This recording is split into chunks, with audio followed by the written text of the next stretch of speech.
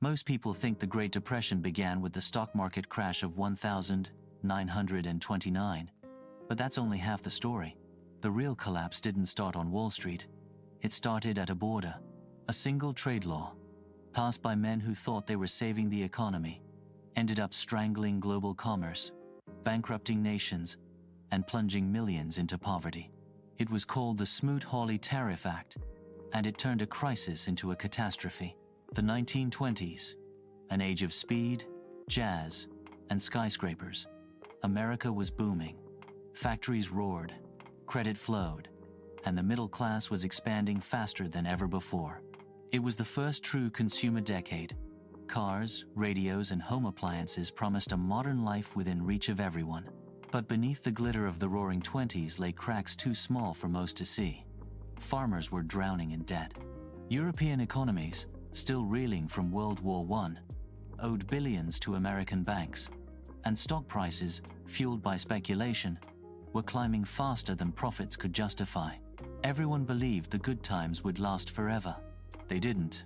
On the 24th of October 1929, Black Thursday, the illusion shattered. The stock market collapsed in a wave of panic selling. Fortunes evaporated overnight. By the end of that week, billions of dollars in paper wealth had disappeared. But here's the truth most people miss. The crash alone didn't create the Great Depression. If it had, recovery might have come quickly, as it did after previous panics. Instead, fear turned into paralysis, and bad policy turned paralysis into disaster. After the crash, unemployment began to rise. Factories slowed down, farmers demanded help, and politicians, desperate to act, looked for someone to blame. They found an easy target: foreign imports. In 1929, U.S. farmers faced collapsing crop prices. They believed cheaper foreign goods were undercutting them.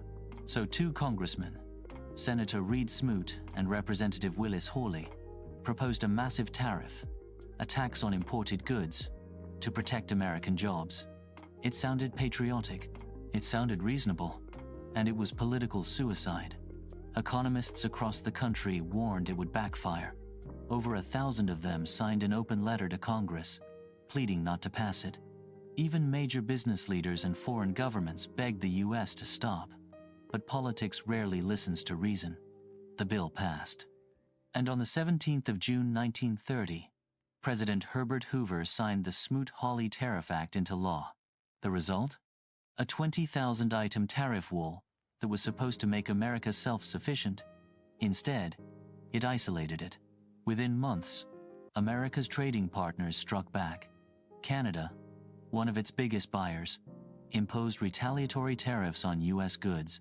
European nations followed suit, raising taxes on American exports and shifting trade elsewhere. World trade began to contract, slowly at first, then violently.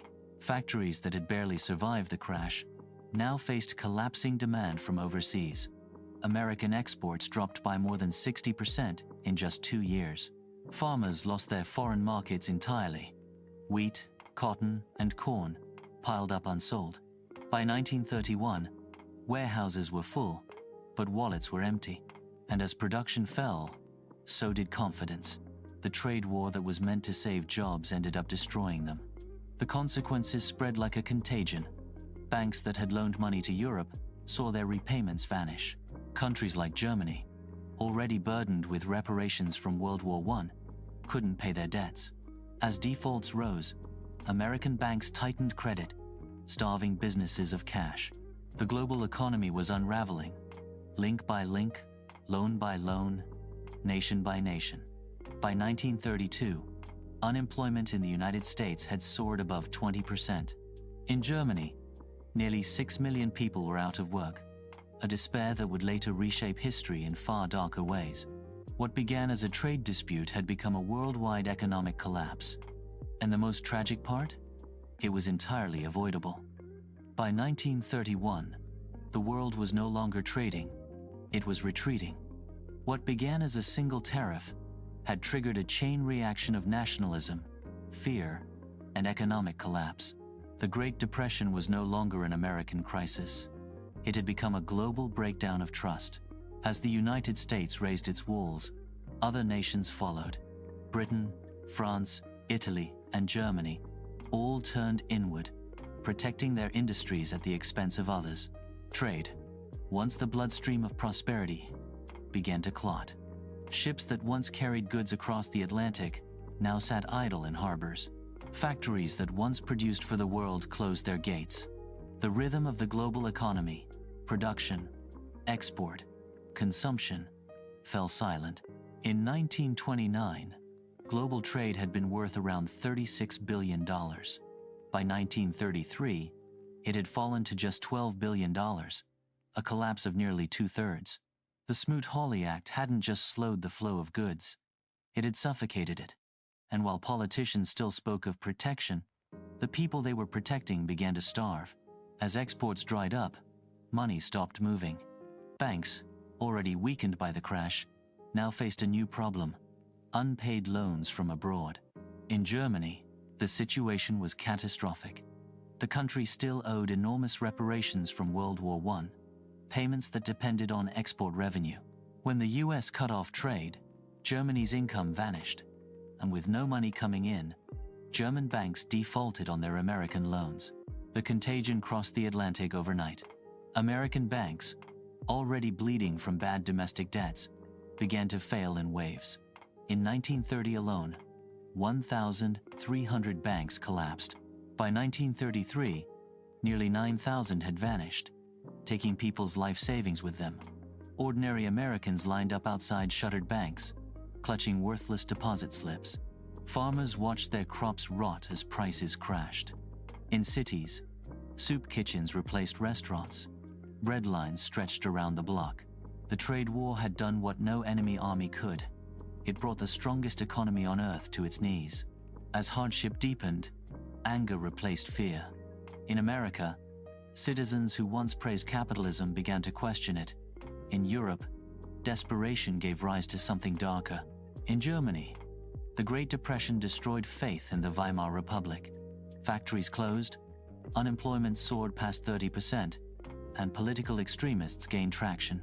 In 1933, Adolf Hitler rose to power, promising to rebuild German pride by rejecting global cooperation entirely.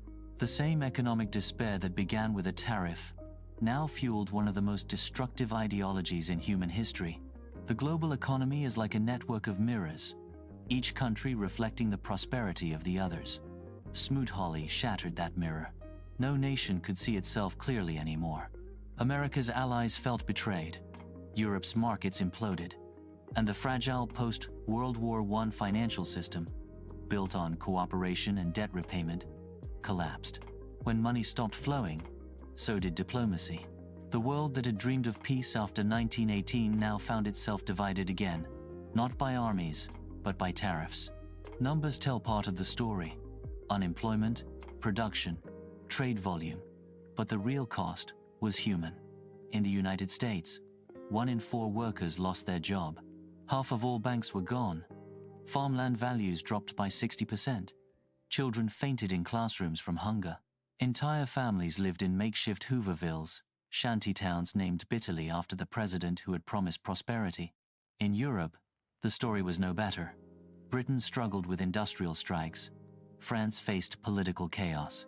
And Germany, crushed between debt and depression, began rearming in defiance of international treaties.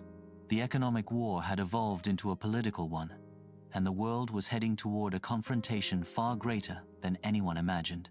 By 1932, even Washington understood the scale of the disaster.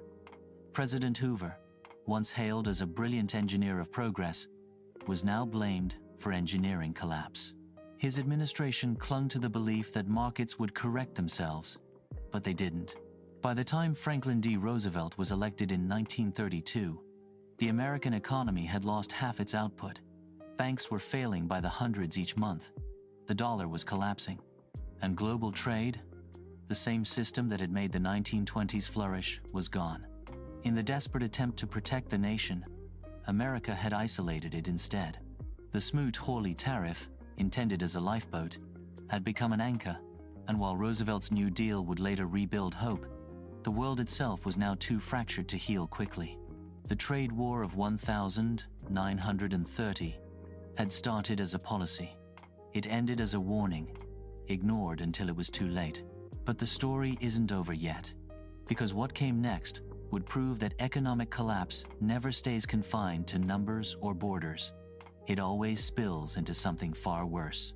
By 1933, the trade war that began as a simple tariff had shattered the global economy. Factories stood silent, crops rotted in fields, and across continents, millions searched for work that no longer existed. But the worst consequence wasn't economic, it was political. Because when money fails, so does faith.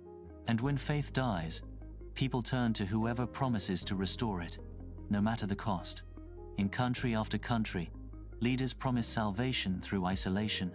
The United States doubled down on America first. Germany and Italy embraced autarky, total self-sufficiency.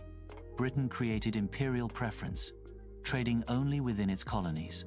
Japan turned to conquest, seizing new territories for resources it could no longer buy. The global marketplace, once the symbol of peace and cooperation, had collapsed into a collection of walled-off economies. Every nation was now in competition with every other.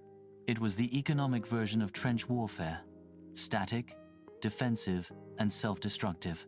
And behind the slogans of pride and protection lay the same unspoken truth. Each country was afraid. By the mid-1930s, the economic damage had metastasized into something far worse. Germany, crippled by unemployment, poured its remaining strength into rearmament. Factories that once built cars now produced tanks. In Italy, Mussolini promised to rebuild the Roman Empire through military glory. Japan, desperate for markets and oil, invaded Manchuria and later China. Trade had once united the world. Now, its absence divided it into armed camps preparing for survival. And while the Great Depression appeared to ease in some places, the reason wasn't recovery. It was rearmament. Governments were spending again, not to create jobs, but to build weapons. The world was healing its economy by preparing for war. By the time World War II erupted in 1939, global trade was barely half of what it had been a decade earlier. The system of cooperation that had taken a century to build was gone. The promise of globalization, that prosperity would prevent conflict, had failed. And when the war finally ended in 1945, it left more than 75 million people dead and entire continents in ruins. The Great Depression had begun with a tariff and ended with atomic fire. It's hard to imagine a clearer warning.